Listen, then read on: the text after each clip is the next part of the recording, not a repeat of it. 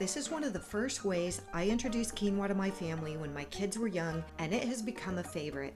This quick and delicious recipe makes a great side or a complete meal, as 1 cup of cooked quinoa provides 8 grams of protein. See my video for how to cook quinoa if you need that.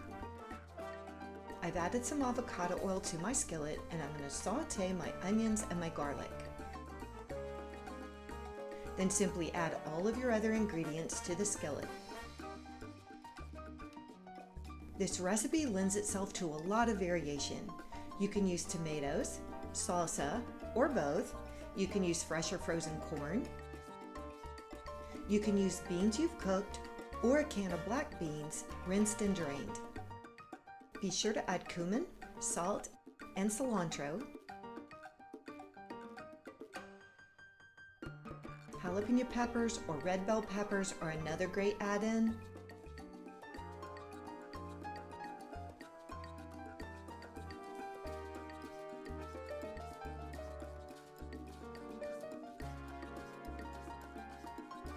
And I've got some leftover kale, so I'm going to add it. Then simply stir well.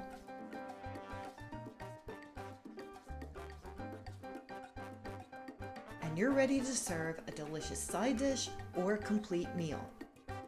Top a salad with leftover quinoa with a kick and add extra salsa and a lime dressing.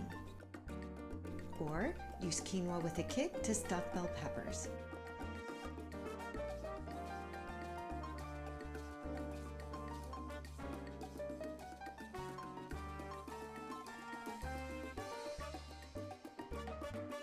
Bake at 350 about 10 to 15 minutes.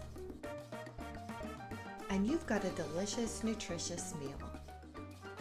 For other ways to use quinoa, check out quinoa pancakes and lentil burgers. And thanks for watching.